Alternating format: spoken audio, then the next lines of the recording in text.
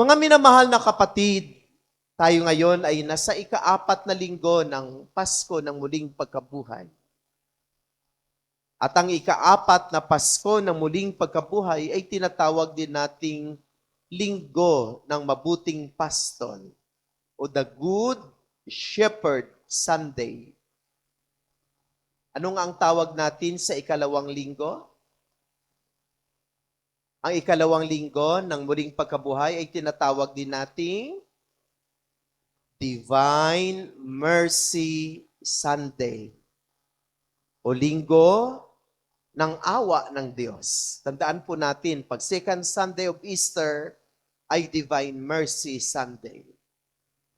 Yung 3 o'clock habit, yun po yung Divine Mercy. Di ko alam kung meron kayong debosyon sa Divine Mercy. Ako po, pagkagising ko, ay pinatugtog ko ang awit ng Divine Mercy. At kapag kayo ay nakatanggap ng aking mga messages, ibig sabihin, ako po ay nagdadasal. Katatapos ko lang mapakinggan ang Divine Mercy na tugtog. At kapag ika-4 na linggo ng Pasko ng muling pagkabuhay ay tinatawag nating Good Shepherd Sunday. Linggo ng Mabuting Pastol. Tayo ay pinaalalahanan ng ating Diyos ay ang ating Good Shepherd, ating mabuting pastol. At sinabi mula pa kanina ng ating mapagbasa, ng ating mapanimulang salita, kung paano naging mabuting pastol ang ating Panginoon. At isa sa mga pagpapahayag na siya ay talagang mabuting pastol ay ang kaniyang pag-alay ng buhay. Pagbuhos ng kanyang dugo upang tayo ay iligtas. Diba? Ganun naman talaga ang isa sa makatangian ng Good Shepherd. No? Gawin niya ang lahat. No? Kahit walang mga lobo dito sa ating place. No? Pero meron ding mga hamon sa mga alaga natin. At ang mga mabuting pastol ay talagang handang ialay ang kanilang buhay upang iligtas ang kanilang mga tupa. Wala din, kakaunti lang din ang tupa sa atin. Pero meron tayong makalabaw, meron tayong makambing, meron tayong mga bibi at itik. Naalaala ko tuloy yung tatay ko. Nung mga elementary kami hanggang high school, may alaga kaming itik more than 100 plus. So araw-araw namumulot kami ng 100 plus na itlog. Mura pa noon yung itlog ng itik na ginagawang balot. No? So tag 5 pesos, naabutan ko pa nga 3 pesos. Kung 100, 300 lang yon. Ang 300 ay hindi kasya sa 7 kaming magkakapatid. Pero isa iyon sa mga tumutulong kahit pabaon sa amin araw-araw. At kapag meron kaming pasok, siyempre ang tatay ko yung nagbabantay sa kanila. At palagi niyang dala-dala yung mahaba niyang stick. Kasi yung mahaba niyang stick, yun yung parang mag-guide sa kanyang mga itik para hindi sila magkahiwa-hiwalay. Para turuan sila kung saan sila dapat pumunta. At nababantayan ko na kapag kami ang tatawag sa mga itik, hindi sila sumasagot. Pero kapag ang tatay namin magsabi na, beep, beep, beep, beep, beep, beep, beep, beep, beep, yung kanyang mga alaga ay sasagot talaga sa kanya na, sumasagot sa kanya. Kasi biro mo araw-araw, si tatay ang kanilang kasakasama. Naririnig nila ang tinig ng aking tatay. At nababantayan din namin na kapag palabasin na sila sa kanilang kulungan, Kahit mayroong mahabang stick si tatay at itinuturo na kung saan sila dapat dadaan, mayroon talagang mga itik na gagawa ng kanilang ibang daan. Gagawa ng ibang landas. Halimbawa, dito sila papuntahin, mayroong mga itik talaga na 2, 3 na pupunta talaga doon sa kabila. Tapos kapag hapon, around 5 o'clock, papauwi na sila ni tatay, mayroon talagang mga itik na hindi makauwi. Mayroon talagang mga itik na napahiwalay sa grupo at naligaw ng landas at hindi sila makauwi. So ang aking reflection ay iikot po doon na ang ating Diyos ay parang si tatay na mabuting pastor. Talagang nagsasakripisyo at gumagawa ng paraan na mabusog ang kanyang mga itik. Dinadala niya sa mainam na tubig, mayroon silang makakain. At siya rin yung gumagabay sa kanila kung saan sila dapat pumunta para sila ay maligtas. Ang ating Panginoon din ang siyang tumatawag sa atin.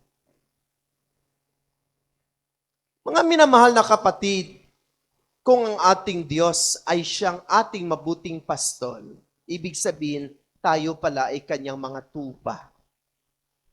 Tayo pala ay kanyang mga itik. At kung ang ating Diyos ay ang mabuting pastol, anong klaseng mga tupa tayo?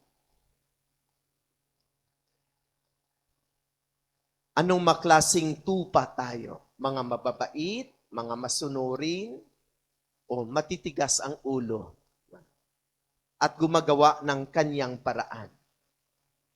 Ang panyaya sa atin na kung meron sana tayong mabuting pastol, sana tayo rin ay mga mabuting mga tupa. At ano ang sign na tayo ay naging mabuting tupa? Una, kailangan ay nakikilala natin ang tinig ng ating mabuting pastor. We know the voice of our good shepherd. Kailangan kilala natin ang tinig ng mabuting pastol.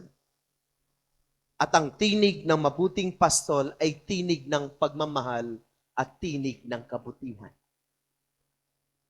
Mayroon kasing 2 boses ang palagi tayong naririnig. Boses ng mabuting pastol at boses ni Satanas. At alam natin na yun yung palaging pinapakinggan natin every minute of our life. Yung 2 boses ang nagsasabi sa atin. At sana kilala natin ang boses ng ating mabuting pastol, ang ating Panginoon. Pangalawang kondisyon na tayo ay mga mabuting tupa ay kailangan nakikinig tayo sa tinig ng mabuting pastor. We listen. We not only know the voice of a good shepherd, but we have to listen to his voice. Kailangan nating makinig. Sa panahon natin ngayon, mahirap ang makinig, maingay ang mundo.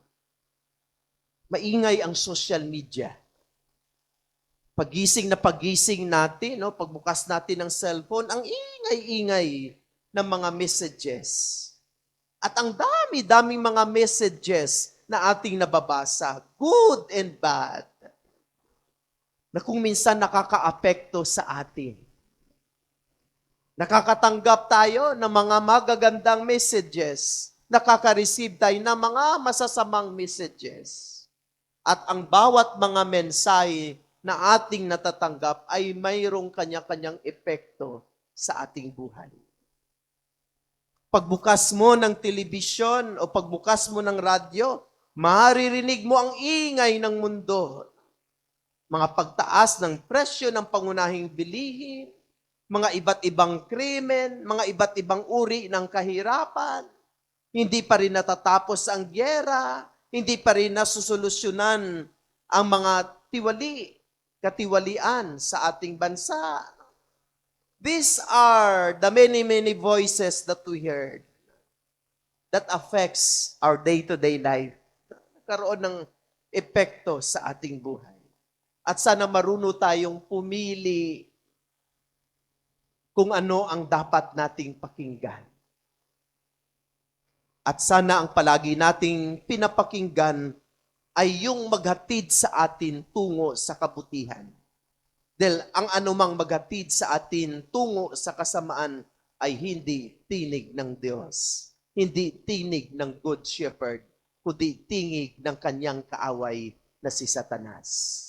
Basta lahat na magdala sa atin ng kasamaan, hindi po yan tinig ng mabuting pastol. Dahil ang mabuting pastol, hindi niya tayo dadalhin sa masama. Hindi niya ibibigay sa atin ang masama. Ang tanging ibibigay ng mabuting pastol ay pinaka-the best para sa ating ikabubuti at para sa ating ikauunlad. At ang hindi naaayon doon ay hindi kalooban ng mabuting pastol. We have to know His voice. We have to listen to His voice. At ang pangatlo ay kailangan marunong tayong sumunod. Sumunod. At ang tupang sumusunod sa tinig ng mabuting pastol ay tungo sa kabutihan at tungo sa ikaliligtas. So mga minamahal na kapatid, yan po yung tatlong paanyaya sa atin bilang mga tupa ng ating Panginoon. Mayroon tayong pinaka-the best, pinakamamahal, pinakamabuting pastol. Saan ka pa pupunta? Bakit maghanap pa tayo ng iba? Siya na yung pinaka-the best. Siya na yung pinaka-mabait. Siya na yung pinaka-mabuti. Siya na yung very, very generous na Panginoon. Na kahit tayo'y nagkakamali, walang sawa siyang nagbibigay sa atin ng biyaya. Saan ka pa pupunta? Sino pa ba ang ating hahanapin? Hindi itong mabuting pastol. At ang paanyaya sa atin, sana kilala natin ang kanyang tingin. Nakikinig tayo sa kanyang tingin. At higit sa lahat, sinusunod natin ang kanyang tingin. Dahil kapag isabuhay natin ang mga ito ay magdala sa atin tungo sa kabutihan at tungo sa ikaliligtas. At tayo rin ay inanyayahan na sana hindi tayo mananatiling tupa habang buhay. Tandaan po natin, tayo rin ay nagiging pastol sa bawat isa. Kayong mga magulang, pastol kayo ng inyong mga anak. Kayong teachers, pastol kayo ng inyong mga estudyante. Kayong mga opisyales ng ating gobyerno at pamahalaan, pastol kayo ng inyong makababayan. Tayo mga BEC leaders, pastol tayo ng ating munting sambayanan. At ang ating modelo sa pagiging pastol ay walang iba kundi si Jesus. At sa pagiging mabuting pastol ni Jesus, andyan palagi ang kababaang loob at ang pag-ibig. Kapag tayo mga mabuting pastol, mayroon lang tunay na pag-ibig sa ating mga puso at marunong magpakumbaba. Tayo ay magiging mabuting pastol sa bawat isa. Kung saan makapaghatid ng kabutihan at ikaliligtas ng ating sanlibutan. So mga minamahal na kapatid, naway nitong Good Shepherd Sunday, sana pagsumikapan natin na tayo ay palaging maging mga mabuting tupa. Know the voice of the Good Shepherd, listen to Him, and follow His voice. At sana matularan natin si Jesus na isang mabuting pastol na may kababaang loob at pag-ibig na handang ialay ang buhay para sa kanyang minamahal na tupa. Amen.